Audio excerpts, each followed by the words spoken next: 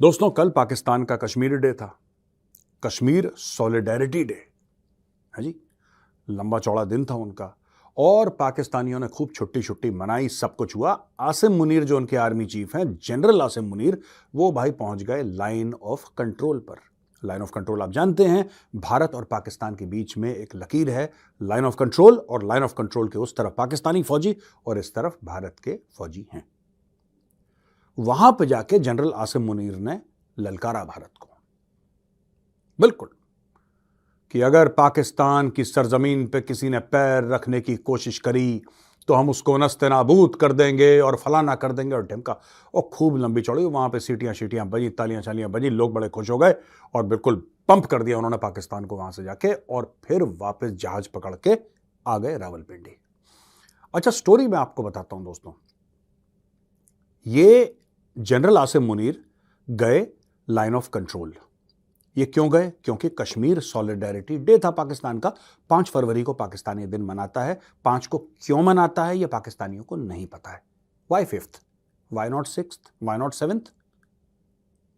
5 फरवरी क्यों, ये पाकिस्तानियों को इनको पता ही नहीं है, ना ये जवाब दे पा रहे। जब मैं कल से पूछ रहा हूं इनसे कि भाई क्यों, ये अभी तक किसी का जवाब नहीं आया। कोई हो पाकिस्तानी तो जवाब दे। अब हम आते हैं सेकंड पॉइंट पे। आसिम मुनीर ने अपना तड़कता भड़कता बयान दिया कि ये कर देंगे, वो कर देंगे, अगर किसी ने मैली नजर से हमारे मुल्क को देखा तो हम उसकी आंखें नोच लेंगे और उससे गोटियां खेलेंगे, एटसेट्रा। अब प्रॉब्लम ये है जनरल आसिम मुनीर की कि ये lecture general Asim Munir line of control पे क्यों दे सकते हैं? ये दे सकते हैं क्योंकि यार 2-3 साल से लाइन ऑफ कंट्रोल ठंडी पड़ी है। ना पाकिस्तानी गोली चला रहे, ना हम गोली चला रहे। ना पाकिस्तानी गोली चला रहे, ना हम गोली चला रहे। 100% ऐसा कुछ है ही नहीं वहां पे। जब कोई पाकिस्तान से आतंकवादी आने की कोशिश करता है, थोड़ी सी ठाठा होती है, वो भी पाकिस्तानी पोस्ट की ओर नहीं, आतंकवादियों की ओर। इस वजह से Pakistani army chief general Asim Munir की हिम्मत आई और वो लाइन ऑफ कंट्रोल पे चले गए। लाइन ऑफ कंट्रोल की पोस्ट पे तब जाना चाहिए जब गोलीबारी हो रही हो, तब जाना चाहिए वहां पे। अब जाने का क्या फायदा वहां पे जनरल साहब, जब सब शांति है, जब इंडियंस भी कह रहे हैं कि चलो यार ठीक है हम गोली वोली नहीं चलाते, अब जाके शेर बन रहे हो, अब जाके दहाड़ रहे हो। है? ये तो वही चीज है कि घर के बाहर गए और ये पता लग गया कि घर के अंदर के जो लोग हैं वो छुट्टी मनाने गए हैं गोवा। वो गए हैं गोवा छुट्टी मनाने के लिए, घर बिल्कुल खाली है, बाहर ताला लगा हुआ है, और फिर आप घर के बाहर खड़े होकर ललकारते हैं, कह रहे हिम्मत है तो बाहर आके देखा, हिम्मत है तो बाहर आके देखा। दिख रहा है वहां पे ताला लगा हुआ है। यह जनरल आसिम मुनीर ने एक बहुत बड़ा भंड करा लाइन ऑफ कंट्रोल पे जाके। अब मैं दूसरी चीज पे आता हूं दोस्तों। असली में जो इनकी मार पड़ रही है, अच्छी वाली सिकाई जो इनकी लग रही है पाकिस्तानियों की, वो लग रही है अफगान बॉर्डर पे, और ये हो रहा है बलूचिस्तान के अंदर, और ये हो रहा है खैबर पख्तूनख्वा के अंदर।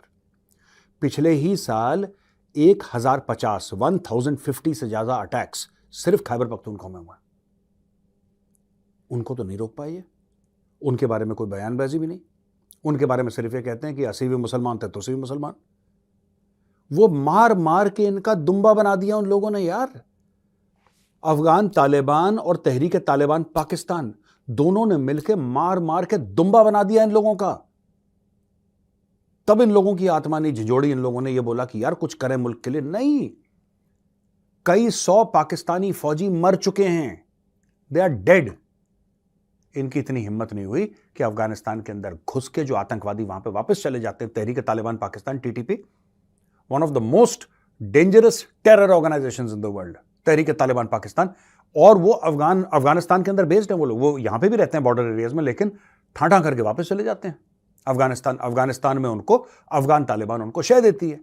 ये बात सबको पता है, दिस इज कॉमन नॉलेज। तो दोस्तों स्टोरी क्या है मैं आपको बताता हूं। स्टोरी ये है कि आपने ये देखा कि वहां से अफगान तालिबान गोली चला रहा है, आप जाओ ना ड्यूरेंट लाइन पे, ललकारो तालिबान को। क्यों नहीं कर रहे आसिम मुनीर? भाई यहां पे घर में लॉक लगाए बंदा गया गोवा छुट्टी परिवार के साथ, वो है ही नहीं वहां पे। उसके घर के आगे भौंकने से क्या मतलब है?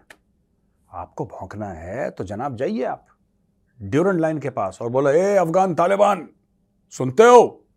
अगर तुमने हमारी तरफ मैली नजर से देखा तो तुम्हारी आंखें निकाल के गोटियां खेलेंगे। ये बोलो यार, तब तो मजा आएगा। ये आसिम मुनीर के कहने की हिम्मत नहीं है। ईरान के बॉर्डर पे जाके बोलो, ईरान के बॉर्डर पे, कि अगर तुमने कोई दहशताना कार्रवाई करी तो फिर देखना, ठोक देंगे, पीतल भर देंगे तुम्हारे अंदर। ये बोलो वहां पे, ये नहीं बोलेंगे। ये भारत के बॉर्डर पे इसलिए बोलते हैं क्योंकि भारत ने इनको बोल दिया कि देखो सुनो। और मैं बता रहा हूं भारत में अभी क्या माइंडसेट है, भारत के अंदर आर्मी का क्या माइंडसेट है आज की तारीख में बताऊं। Everybody, army, navy and air force, they are preparing for China. Pakistan को इन लोगों ने इग्नोर कर दिया, बोला बास्केट केस है यार, Pakistan is a basket case. इनकी फौज के बस का कुछ नहीं। इनकी फौज के क्या बस है दोस्तों, मैं बताता हूं आपको। इनकी फौज कर क्या रही है, ये गलत पैसे कमाने के अलावा इनकी फौज कर क्या रही है। देखो, इनकी फौज आज की तारीख में इलेक्शंस फिक्स कर रही है। इनकी फौज ये कह रही है कि कर्नलों को भेजो, ब्रिगेडियरों को भेजो जजों के घर पे रात को। मैं आपको फैक्ट बता रहा हूं पाकिस्तानियों, जो आपको नहीं पता, और अगर मैं झूठ बोल रहा हूं तो आप अपनी तरफ से चेक कर लेना और आप मुझे बोलना कि मेजर साहब आपने ये गलत बात करी। मैं आपको फैक्ट बता रहा हूं, फैक्ट, और मैं कभी गलत इंफॉर्मेशन नहीं देता, ठीक है ना। पाकिस्तानियों को मैं बता रहा हूं कि आपका आर्मी चीफ क्या कर रहा है। आपका आर्मी चीफ इलेक्शन फिक्स कर रहा है, यह बात आपको पता है। इसके अलावा मैं आपको बताऊं कि आपका आर्मी चीफ, ये क्यों आपके ऊपर इतने हमले हो रहे हैं, क्योंकि आपको तो बचपन से यह सिखाया गया था कि आपकी फौज दुनिया की नंबर 1 फौज है। बताया कि नहीं बताया था आपको? यह बताया था कि आपकी आईएसआई दुनिया की नंबर 1 इंटेलिजेंस एजेंसी है। बताया था कि नहीं बताया था? तो जो नंबर 1 फौज और नंबर 1 इंटेलिजेंस एजेंसी है, यहां पे सलवार कुर्ता पहन के अंगूठा टेक गांव के, पहाड़ों के, गुफाओं के रहने वाले लोग, जिनको बोलने की तमीज नहीं है, वो इनको कैसे ठोक रहे हैं यार? ये तो दुनिया की नंबर 1 फौज है। इनके सामने अमेरिका की फौज, इंडिया की फौज, चाइना की फौज, रूस की फौज, इंग्लैंड की फौज, सारी फौजें तो पानी भरती हैं। असली नंबर 1 कौन है? पाकिस्तान आर्मी। ओ भाई, पाकिस्तान आर्मी को फिर पाकिस्तानी आर्मी को दौड़ा दौड़ा के दुम्बे जैसा मार क्यों रहे हैं, ये बता दो मुझे। आपकी तो नंबर 1 है। मैं बता रहा हूं क्यों। क्योंकि सरहदों की निगरानी करना पाकिस्तानी फौज ने छोड़ दिया। ये काम धंधे वाले लोग हैं, मैं आपको बताता हूं। ये काम धंधे में लगे हुए हैं, गल्ले के ऊपर बैठे हैं। जैसा लाला या सेठ बैठता है ना दुकान में गल्ले के ऊपर, कैश बॉक्स के ऊपर, आसिम मुनीर कैश बॉक्स के ऊपर बैठा है यार। आसिम मुनीर बैठा है गल्ले के ऊपर। आसिम मुनीर का टोटल फोकस ये है कि जो 8 फरवरी के इलेक्शन है उसको कैसे फिक्स करा जाए। उसको मैं फिक्स कर दूं तो इमरान खान, इद्दत का समय पूरा नहीं हुआ, उसको जेल में डालो, उसकी बीवी को जेल में डालो, चलो ठीक है। अच्छा, ये जो मामला था ना तोशे खाने का, अच्छा तोशा खाने का था, हाँ उसको जेल में डालो, हाँ जज साहब डालो उसको जेल में, वेरी गुड। साइफर का केस जेल में डालो, जेल में डालो। यानी कि इतने उन्होंने केस फाइल कर दिए कि इमरान खान जो है अब जेल से बाहर नहीं निकलते दिख रहा। ऊपर से उसको डेथ पेनल्टी का भी डर है। उसको डेथ पेनल्टी का डर है इमरान खान को कि उसको फांसी पर। और ऐसा नहीं कि पाकिस्तान में ऐसा हुआ नहीं है, पाकिस्तान में ऐसा हो रखा है पहले। पाकिस्तान में ऐसा हो रखा है। पाकिस्तान में भुट्टो पैदा हुआ था और भुट्टो मरा था, भुट्टो को टांगा था जुल्फिकार अली भुट्टो, बेनजीर का बाप, और इसका नाना है बिलावल का नाना, वो सिटिंग प्राइम मिनिस्टर था। उसको पकड़ के जेल में डाल दिया। जेल में डाल के जज से बोला तू साइन कर, जज ने साइन कर और टांग दिया, उसको मार दिया, जुडिशियल मर्डर हो गया उसका। लेकिन अगर मैं कंपेयर करूंगा पाकिस्तान के करंट हालात दोस्तों, तो मैं करूंगा इमरान खान का कंपैरिजन शेख मुजीबुर रहमान के साथ बनता नहीं है। Sheikh Mujibur Rahman was a man of a very high character, so I cannot totally compare. I am comparing circumstances. मैं सिर्फ हालात कंपेयर कर रहा हूं, उन दोनों के किरदार कंपेयर नहीं कर रहा, क्योंकि किरदार में कंपेरिजन है भी नहीं। किरदार में कोई कंपेरिजन नहीं है, कैरेक्टर में कोई कंपेरिजन नहीं है। Sheikh Mujibur Rahman was a man of a very high and exemplary character. वो बंदा ही अलग था यार, वो ही was a different kind of a guy. ये बिल्कुल ही अलग है। इमरान खान की भी अपनी खूबियां हैं बाय द वे, बट ये बात हमें माननी पड़ेगी कि पाकिस्तान का most popular leader Imran Khan है। I cannot deny, as an Indian I cannot deny this, कि पाकिस्तान का सबसे पॉपुलर लीडर कौन है? इमरान खान। इसमें इमरान खान की तारीफ नहीं है, इसमें यह बात है कि बाकी कितने घटिया होंगे यार कि जहां पे इमरान खान मोस्ट पॉपुलर हो गया। मैं इस तरीके से सोचता हूं कि बाकी कितने घटिया होंगे यार जहां पे इमरान खान जैसा बंदा, जिसने जिंदगी में कुछ नहीं करा 92 के वर्ल्ड कप के अलावा, he has got no contribution, उसने कुछ नहीं करा। जब वो था वहां पे उसने सीपैक बंद कर दिया, उसने और पाकिस्तान का बेड़ा गर्क कर दिया। सीपैक ने भी बेड़ा ही गर्क करा था। Imran Khan did Pakistan a favour, but fact of the matter is there was nothing brilliant. 3.5 साल रहा वो, 3.25 साल, उसने कोई ब्रिलियंट काम नहीं करा। लेकिन फैक्ट ऑफ द मैटर यही है, बात तो सच है कि पाकिस्तान का सबसे ऊंचा और सबसे पॉपुलर लीडर इमरान खान नियाजी है। ठीक है जी, यहां तक बात आप फिक्स कर लीजिए। आप चलते हैं नेक्स्ट स्टेप पे। इमरान खान नियाजी अगर सबसे पॉपुलर लीडर है तो जेल में क्या कर रहा है? जो इनको इनकन्वीनियंट लगता है उसको जेल में डाल देते हैं। पहले इनको नवाज शरीफ से दुख था, नवाज शरीफ को जेल में डाल दिया। इनको जरदारी से दुख था, इन्होंने जरदारी को जेल में डाल दिया।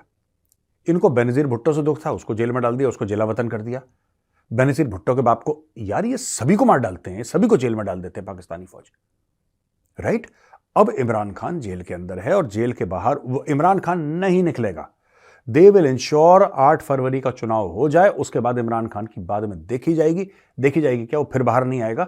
Imran Khan will remain in jail for a very long time unless there is external intervention in Pakistan. Ayodhya में रामलला विराजमान हो गए हैं। अयोध्या नगरी में करीब 500 साल बाद रामलला भव्य मंदिर में विराजित हुए हैं। अब एक और मुस्लिम देश में भी भव्य और दिव्य हिंदू मंदिर बनकर तैयार हो गया है। प्रधानमंत्री अयोध्या के बाद अब इसी महीने 14 फरवरी को इस भव्य मंदिर का उद्घाटन करेंगे। यह मंदिर यूएई यानी संयुक्त अरब अमीरात में बनकर तैयार हुआ है। इसके लिए पीएम मोदी यूएई के दौरे पर जाएंगे, जहाँ मंदिर का उद्घाटन और उसके बाद वे विशाल भारतीय समुदाय को संबोधित करेंगे। इसे लेकर भारतीय मिशन के अधिकारी तैयारियों को अंतरिम रूप दे रहे हैं। न्यूज एजेंसी पीटीआई के मुताबिक पीएम मोदी 13 फरवरी को अबू धाबी के शेख जायद स्टेडियम में भारतीय समुदाय के कार्यक्रम अहनाद मोदी हेलो मोदी को संबोधित करेंगे। उसके बाद 14 फरवरी को यूएई की राजधानी में बीएपीएस में हिंदू मंदिर में समापन समारोह में हिस्सा लेंगे। बीएपीएस स्वामी नारायण संस्था की प्रेस रिलीज में कहा गया है, धार्मिक परिसर का निर्माण पूरा होने के करीब है। हालांकि प्रधानमंत्री नरेंद्र मोदी की यूएई यात्रा की अभी आधिकारिक घोषणा नहीं की गई है। वहीं अहनाद मोदी कार्यक्रम के बारे में संयुक्त अरब अमीरात में भारत के राजदूत संजय सुधीर ने कहा कि उन्हें उम्मीद है कि स्वागत समारोह स्थल पर हजारों की संख्या में लोग जुटेंगे। यूएई के कार्यक्रम को सुचारू बनाने के लिए एक रजिस्ट्रेशन पोर्टल स्थापित किया गया है और लोगों को कार्यक्रम स्थल तक पहुँचने के लिए ट्रांसपोर्ट की व्यवस्था की गई है। यह कार्यक्रम यूएई में 150 भारतीय समुदाय संगठनों द्वारा मिलकर आयोजित किया जा रहा है। प्रधानमंत्री मोदी यूएई में जिस मंदिर का उद्घाटन करेंगे वे 3 साल के दौरान राजस्थान और गुजरात के 2000 से ज्यादा कारीगरों ने तैयार किया है। यूएई के राजदूत ने बताया कि 13 फरवरी को शेख जायद स्पोर्ट्स सिटी स्टेडियम में भव्य प्रवासी सभा होगी। 2020 की एक रिपोर्ट के मुताबिक यूएई में सबसे बड़ी भारतीय प्रवासियों की आबादी रहती है, जो 35 लाख है। 14 फरवरी को खुलने जा रहे यह अबू धाबी का पहला हिंदू मंदिर है, जो अल वाकबा जगह पर 20,000 वर्ग मीटर की जमीन पर बना है। इस मंदिर को बेहद अत्याधुनिक शैली में तैयार किया गया है। प्राचीन और पाश्चात्य आर्किटेक्चर के मेल से बने इस मंदिर की नक्काशी बेजोड़ है। इस मंदिर को शाही पारंपरिक हाथ से नक्काशी किए गए पत्थरों से बनाया गया है। प्रधानमंत्री नरेंद्र मोदी ने इस मंदिर की आधारशिला 2018 में रखी थी। ऐसे में उद्घाटन से पहले तैयारियों को अंतरिम रूप दिया जा रहा है।